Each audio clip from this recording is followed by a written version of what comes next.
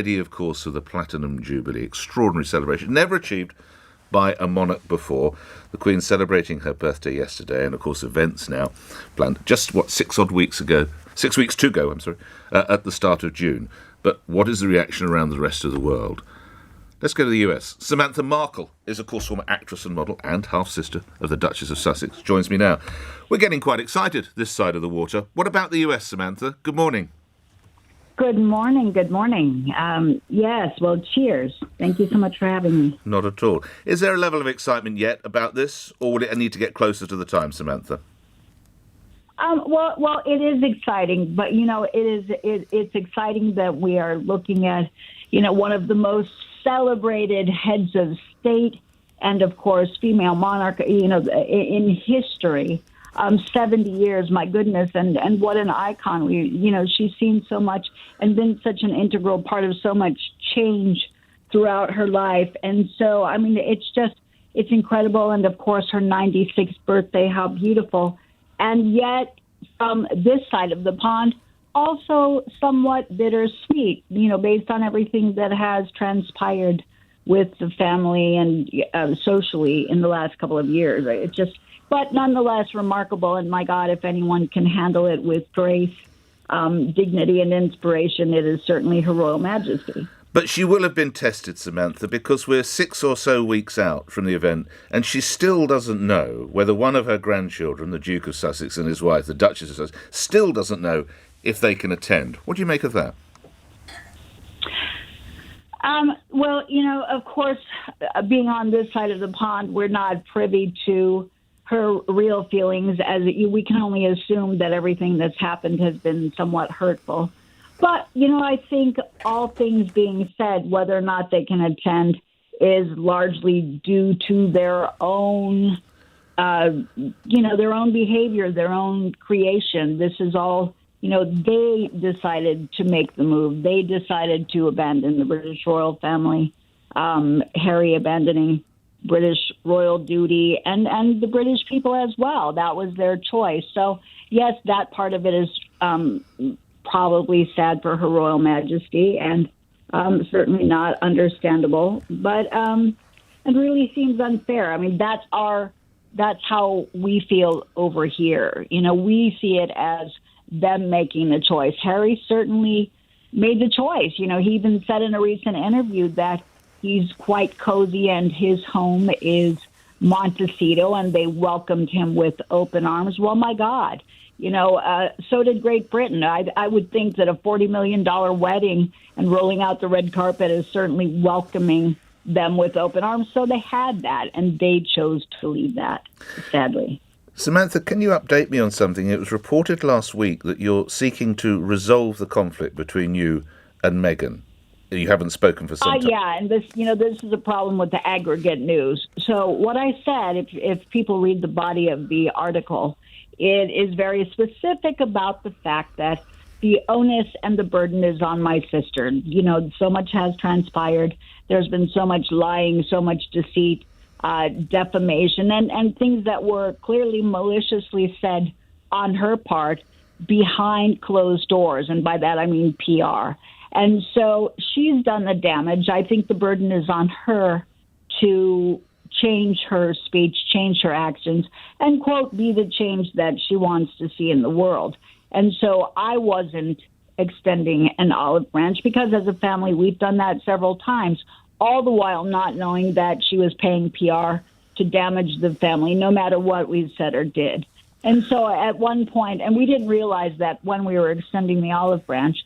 So I think now, I'm retracting that. And I think if anyone needs to change and resolve conflict, it is certainly her. And that also begins with, the royal family. Harry and Meghan have done so much damage and engaged in the slinging of racial slurs at the royal family. The damage was done publicly, and I think, therefore, it should be fixed publicly.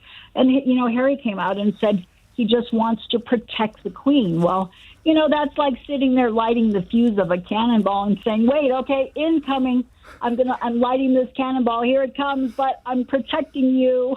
It doesn't work that way. It's such hypocrisy. Would you, and the actions The actions don't speak as loudly as the words, or the words speak loudly, but the actions don't. It's just terrible. If you had the opportunity, what would you say to Meghan, Samantha, face to face?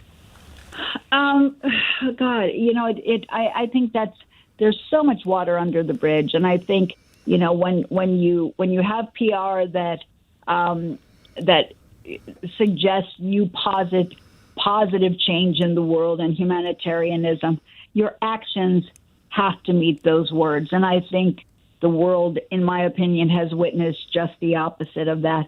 So I would suggest a good, hard, long look in the mirror and really, asking if you are true to what your PR is painting you out to be, if you're sincere and present in the moment as a human being with a modicum of compassion and dignity and integrity and gratitude. It's really not there, and it's kind of sad because it takes just as much time to be good to people and to be honest as it does to be deceitful and hurtful.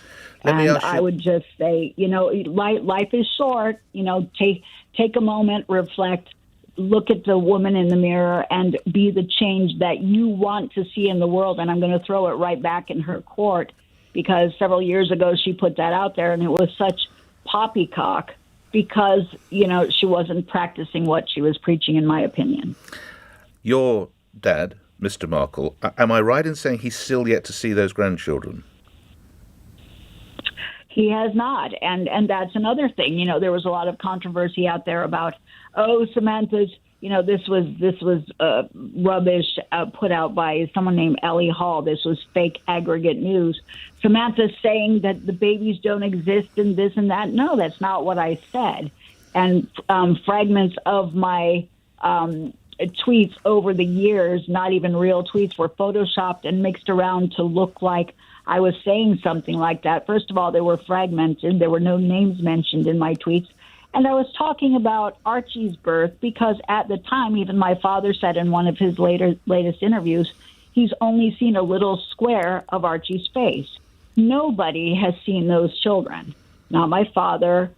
It was our understanding that the royal family has not, and royal journalists, would have picked up on that like flies on fly paper, so to speak, or flies to honey, bees to honey, because that's how journalists are. And nobody has seen the children, full frontal, face on, and that should have been celebrated. The British people wanted to see that. The American people wanted to see that, and the world would have joined together in celebrating these children, but nobody has seen them. So I think that, it logically follows that people are wondering, well, where are they? And some people wonder, do they really exist? Yes, they probably do, but yes. But we don't have a visible reference. Okay, how upset is your dad that he can't meet the kids? Of course he's sad, as a grandfather, and sure.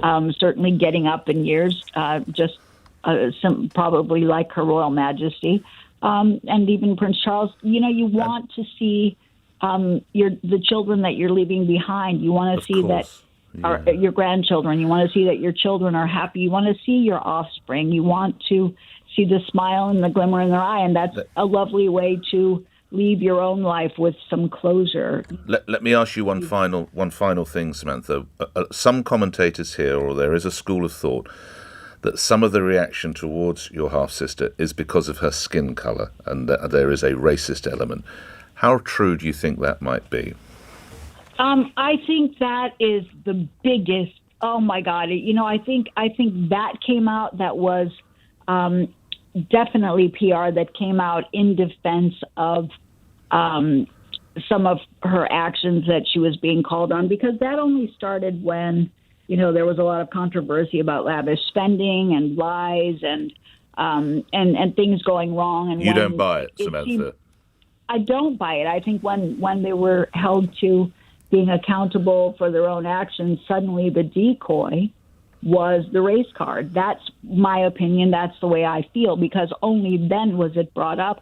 It wasn't brought up when there was a $40 million wedding and a lovely choir, Yes. and the Fab Four running around with wind blowing in my sister's hair and great pictures. There was so much opportunity, so much unity, and race was never mentioned. In fact, I think it was the first time in history that there was the perception of equality between socioeconomic class and race. And the Fab Four, of course, Kate, Wills, Harry, and your half-sister, Samantha Markle. Thank you for your time this morning. It's been fascinating speaking with you.